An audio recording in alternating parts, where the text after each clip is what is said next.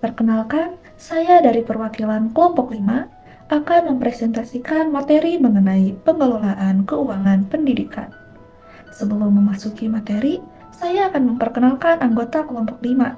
Yang pertama, ada Armelia Rahayu, kemudian ada Muhammad Rafa Siddiqui, kemudian Najah Razi Arwiyani, kemudian Ria Feriza Puspitasari, dan saya sendiri, Dafasya Akila Nazalia.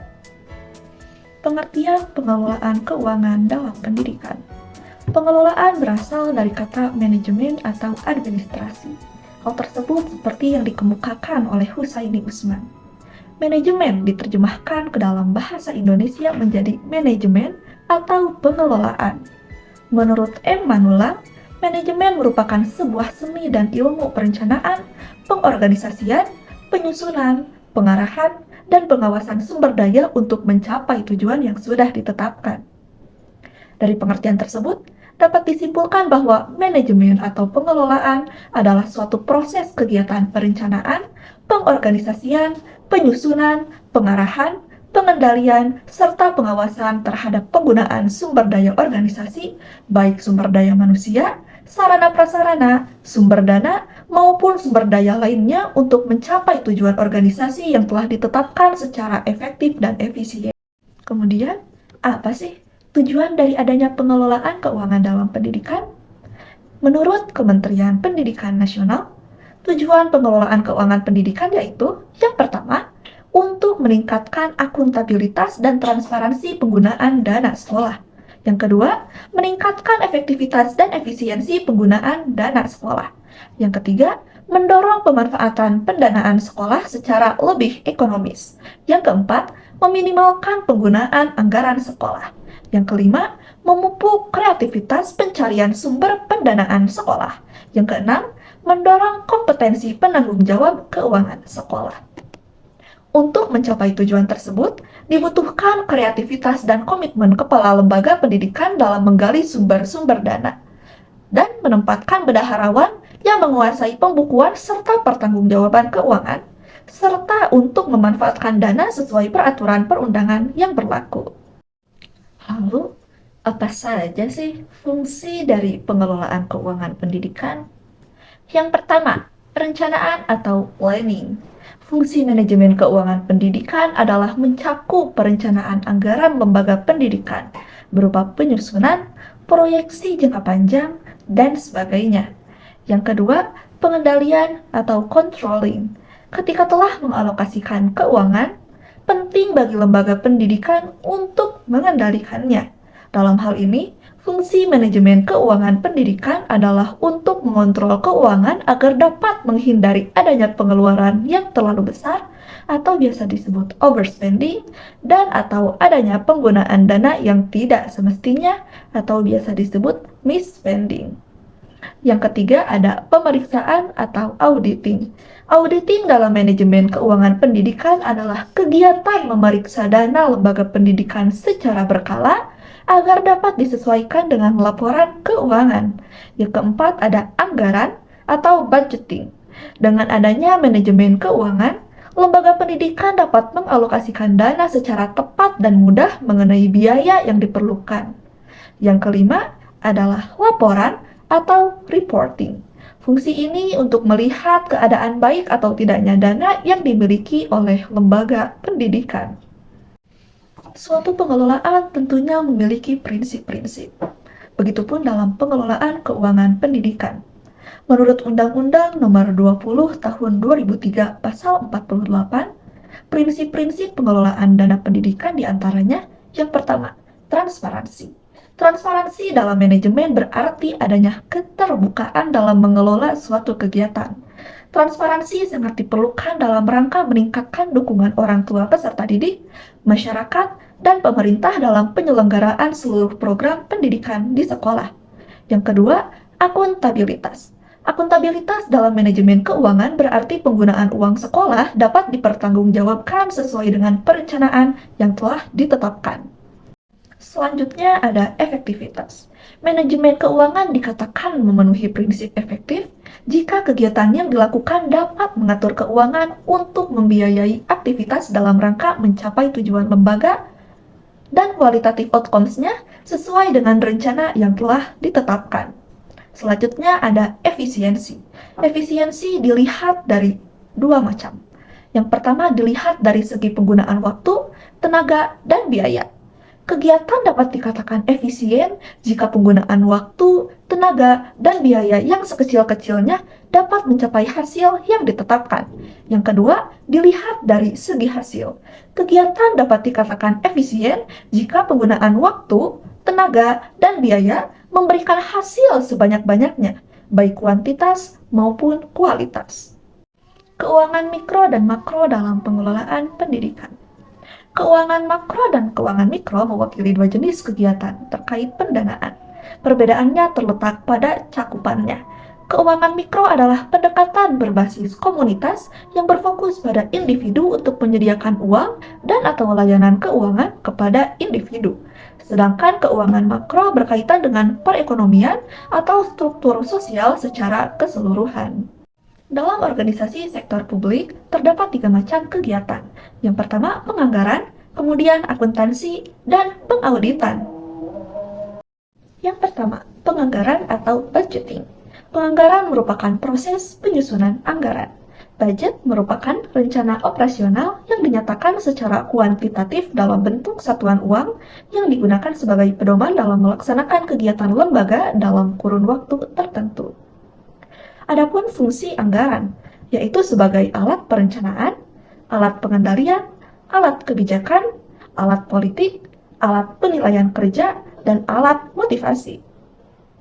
Adapun jenis-jenis anggaran pendidikan. Yang pertama, anggaran program atau program budget system. Dirancang untuk mengidentifikasi biaya setiap program. Anggaran program dihitung berdasarkan jenis program. Yang kedua, anggaran berdasarkan kinerja atau performance-based budget. Bentuk ini menekankan pada kinerja dan bukan pada keterperincian suatu alokasi anggaran. Yang ketiga, ada PPBS atau Planning, Programming, Budgeting System atau biasa disebut SP4, yaitu Sistem Perencanaan, Penyusunan Program, dan Penganggaran. PPBS atau SP4 merupakan kerangka kerja dalam perencanaan dengan mengorganisasikan informasi dan menganalisisnya secara sistematis. Yang keempat ada ZBB atau Zero Based Budget atau anggaran berbasis nol. Anggaran ini berarti bahwa setiap program yang telah diadakan di tahun-tahun sebelumnya tidak secara otomatis dapat dilanjutkan di tahun berikutnya. Yang kedua adalah akuntansi atau accounting. Menurut Ahrens and Lobeck, akuntansi merupakan proses pencatatan, pengelompokan, dan pengikhtisaran kejadian-kejadian ekonomi dalam bentuk yang teratur dan logis dengan tujuan menyajikan informasi keuangan yang dibutuhkan untuk pengambilan keputusan. Menurut Indra Bastian, tujuan sistem akuntansi adalah untuk memastikan bahwa data keuangan dan transaksi ekonomi diinputkan secara tepat ke dalam catatan akuntansi, serta laporan-laporannya perlu disajikan secara akurat dan tepat waktu. Yang ketiga, pengauditan atau auditing, yaitu proses pengumpulan dan pengevaluasian bahan bukti tentang informasi yang dapat diukur mengenai suatu entitas ekonomi yang dilakukan oleh seorang yang kompeten independen untuk dapat menentukan dan melaporkan kesesuaian informasi yang dimaksud dengan kriteria-kriteria yang telah ditetapkan. APBN, APBD, dan alokasi untuk pendidikan. APBD merupakan singkatan dari Anggaran Pendapatan dan Belanja Negara. APBN mengalokasikan anggaran untuk pengembangan pendidikan. Di tahun 2023, APBN mengalokasikan anggaran pendidikan nasional sebesar 612,2 triliun rupiah. Adapun APBD yang merupakan singkatan dari Anggaran Pendapatan dan Belanja Daerah merupakan anggaran yang difungsikan untuk pendidikan yang terdapat di semua organisasi perangkat daerah. Sebagaimana ditetapkan Undang-Undang Dasar 1945, APBN dan APBD alokasi anggaran pendidikan sebesar minimal 20%. Sebagaimana ditetapkan Undang-Undang Dasar 1945, APBN dan APBD mengalokasikan anggaran pendidikan sebesar minimal 20%. Konsep pembiayaan pendidikan. Pembiayaan pendidikan dapat diartikan sebagai kajian tentang bagaimana pendidikan dibiayai, siapa yang membiayai, dan siapa yang perlu dibiayai dalam proses pendidikan. Pengertian ini berkaitan dengan dua hal, yaitu sumber pembiayaan dan alokasi pembiayaan pendidikan. Model pembiayaan pendidikan. Thomas H. Jones menyatakan model yang dapat dijadikan dasar dalam pengembangan rencana bantuan keuangan pendidikan terdiri dari yang pertama, flat grant model atau model dana bantuan murni, yaitu uang bantuan negara yang dibagikan pada sekolah di daerah tanpa memperhitungkan pertimbangan kemampuan pembayaran pajak daerah setempat yang didasarkan pada jumlah peserta didik yang harus dididik. Yang kedua, full state funding model atau model pendanaan negara sepenuhnya, yaitu rencana yang dirancang untuk menghapus perbedaan lokal dalam hal pembelanjaan dan perpajakan. Manajemen keuangan sekolah.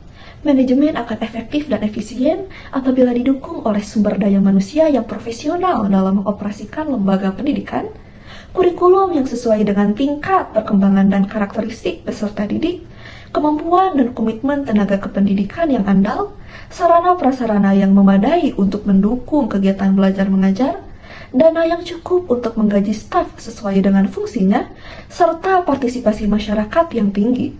Bila salah satunya tidak sesuai, maka efektivitas dan efisiensi pengelolaan lembaga pendidikan akan kurang optimal.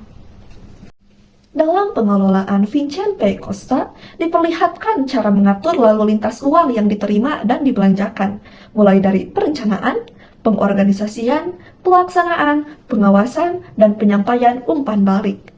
Perencanaan menentukan untuk apa, di mana, kapan, berapa lama, dan bagaimana cara kita melaksanakannya.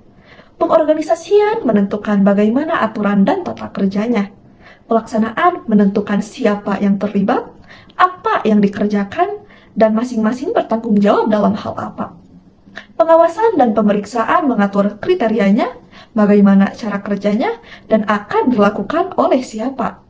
Umpan balik merumuskan kesimpulan dan saran-saran untuk kesinambungan terselenggaranya manajemen operasional sekolah.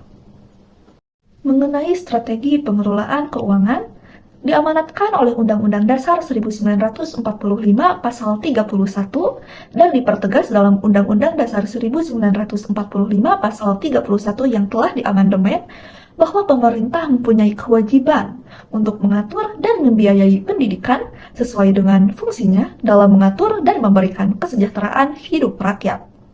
Pengelolaan dana pendidikan dari masyarakat, baik yang langsung maupun tidak langsung, perlu dilakukan dengan baik melalui langkah-langkah yang sistematis sesuai dengan prinsip-prinsip manajemen. Karena jika pengelolaan berjalan dengan baik dan akuntabel, maka akan menimbulkan berbagai manfaat.